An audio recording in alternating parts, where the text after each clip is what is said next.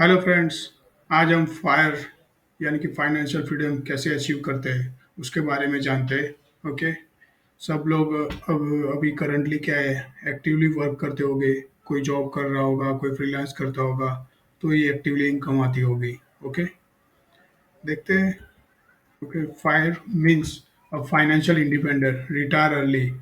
Retire early means ऐसा नहीं है कि आप रिटायर हो गए। आप अपनी मर्जी का जो काम करना चाहते हो वो कर सकते हो। Okay, that was a fire means financial independent, financial freedoms.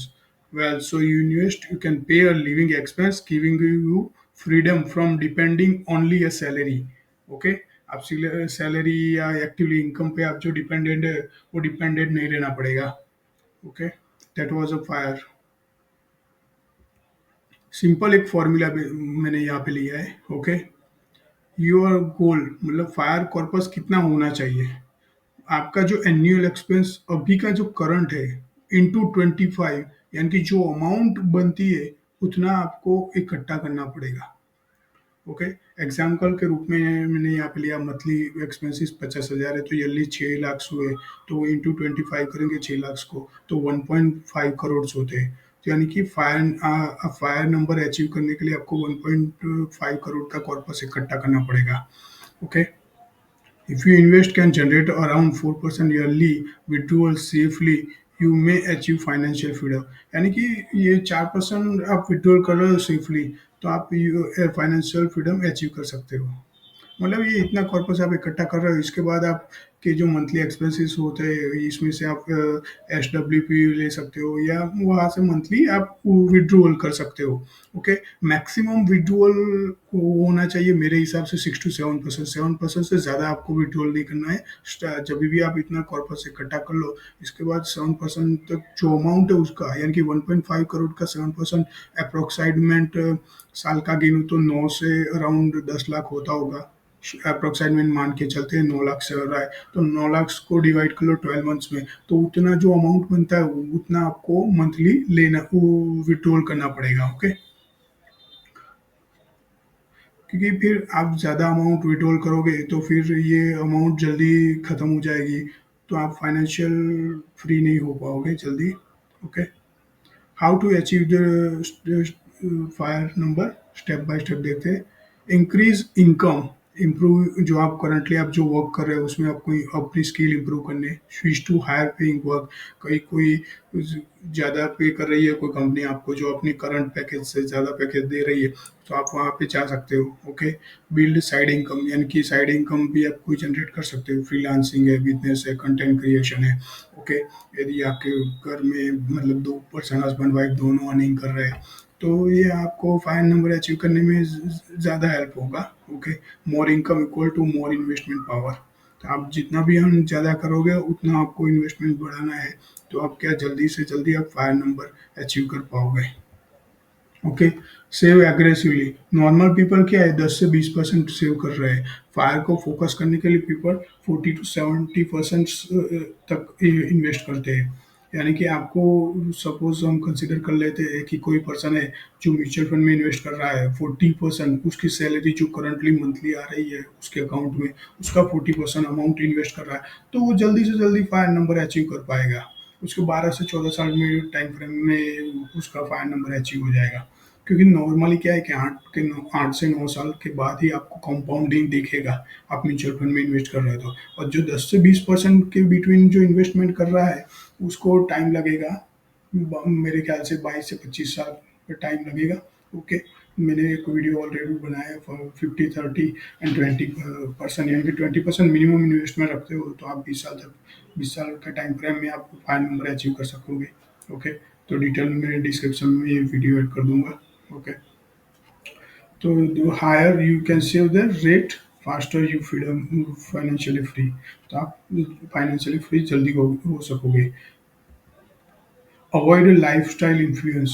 When salary increase, don't upgrade everything immediately. Increase investment first.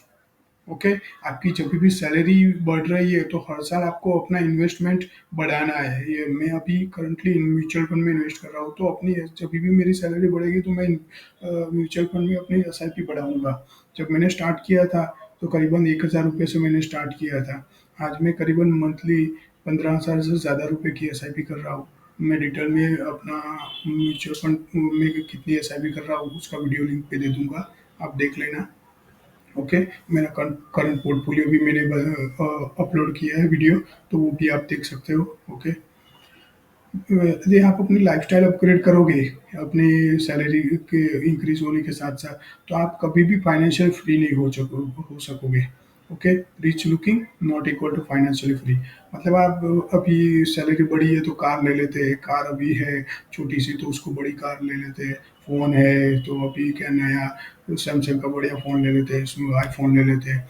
तो क्या है कि इससे क्या आपके एक्सपेंसेस बढ़ जाएंगे, ईएमआई बढ़ जाएंगे, जो भी आप क्रेडिट कार्ड वो सब में आप ले रहे हो। तो उसके आप इसके साथ साथ क्या है कि ये नंबर आपको जो अचीव करना है फाइनल नंबर, उसमें आपको हेल्प आउट नहीं होगा।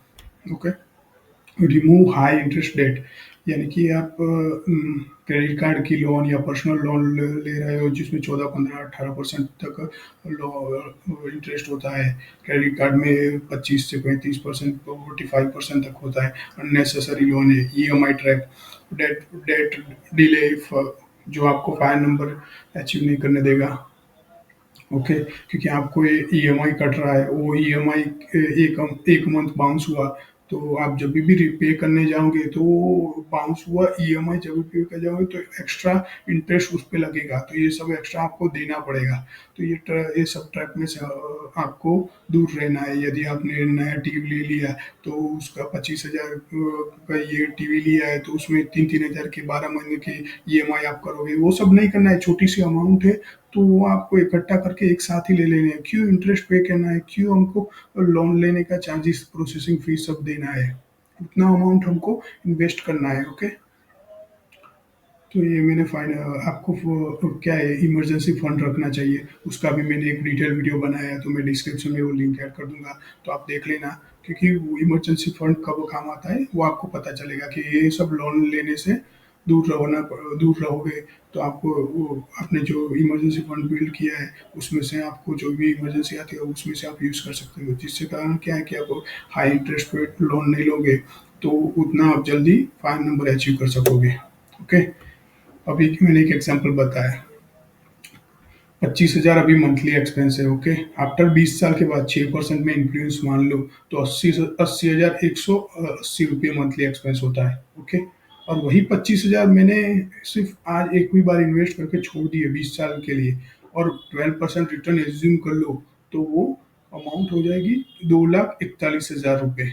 यानी कि आपका एक्सपेंस है 80,180 रुपये, उससे कहीं गुना ज्यादा है 2,41,000। ओके, तो आज का एक मंथ का एक्सपेंस आपने इन्वेस्ट किया है तो करीबन 20 साल के बाद आप वो अमाउंट 3 मंथ का एक्सपेंस बन जाएगी।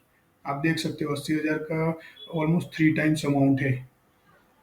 तो वो 20 साल आपने जो इन्वेस्ट किया, एक ही मतलब इन्वेस्टेड रह गए, वही मनी आपको 3 मंथ्स का एक्सपेंस निकाल के देगी।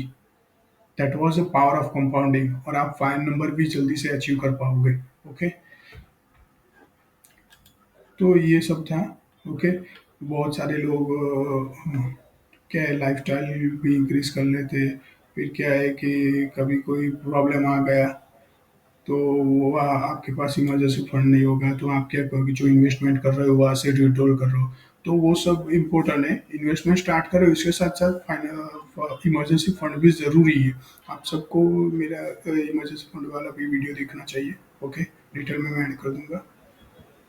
ओके, प्लीज़ फ्रेंड्स, ऐसे नॉलेजेबल वीडियोस चाहिए तो please subscribe my channel and press the notification button for new video. Please share this video to your friend family member. Thank you so much friend, मेरे channel को subscribe कर देना।